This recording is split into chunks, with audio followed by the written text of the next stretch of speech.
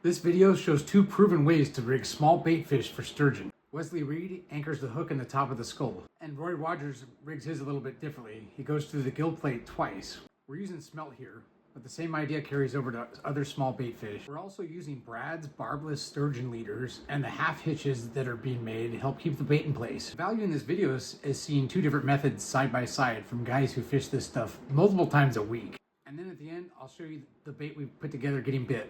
All right, guys, we got ourselves a 3-ounce pancake weight up to a Brad's pre-tied leader, barbless hook. If you're going for sturgeon, you have to have barbless. I take it, I go right above the head, and I come out the top of the skull like this, to where your hook point sticks just like that.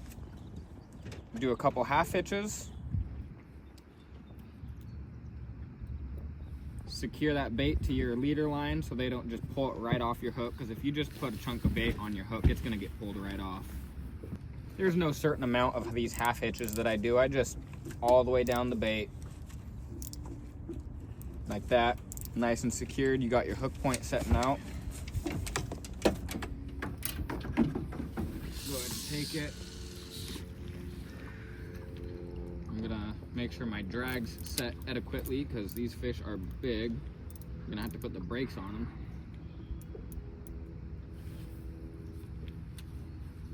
I think I got about 18 pounds or something of drag right there.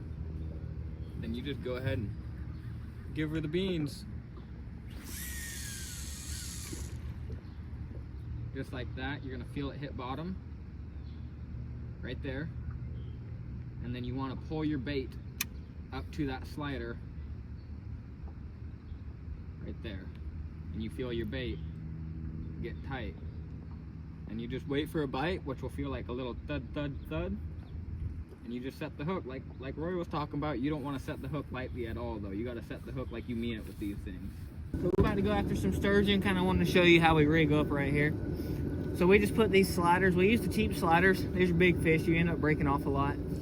Certain areas, just depends. We use anywhere from a 3 to a 20-ounce weight. If you're way out in the Columbia, you'll use a bigger weight.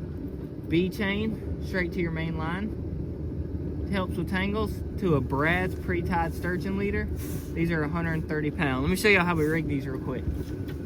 So, come through, you know, roughly about 1 inch behind the gill plate. Send that hook through like that. And then you're gonna come, I like to come right back through the gill plate. Okay? Just like that, y'all see that? And then what we're gonna do is we're gonna take this, spin it, grab it, spin it, stick your bait through it. You're creating a loop, it's called a half hitch. Pull it tight. The reason we're doing this is because these sturgeon are bottom feeders. They'll suck your bait off before you ever even knew they're there. Half hitch that thing as many times as your leader will allow it. It's okay if your bait gets up near your weight. It is perfectly fine. How much line do you want to leave above your bait to that swivel there? To this one? Yeah. I'll wrap it all the way up to it if I can. But if not, then normally you'll end up about that much. So that gives them space to eat it without sucking up the weight? Yep. Okay. Sweet. And then we send it. These are big halibut rods, but you need them for these fish.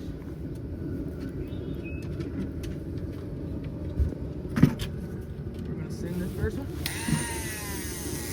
All right, and then what we like to do is kind of let it sink, and then you're gonna wait and get it a little bit tight. I like to hold my finger on it, and I just hold it just like this. And you'll feel them sturgeon, you'll feel the thump, thump, thump, thump. Don't set the hook right away. Let them eat it. And once you start feeling a consistent thump, thump, thump, thump, thump, that's when you just give it a good rip.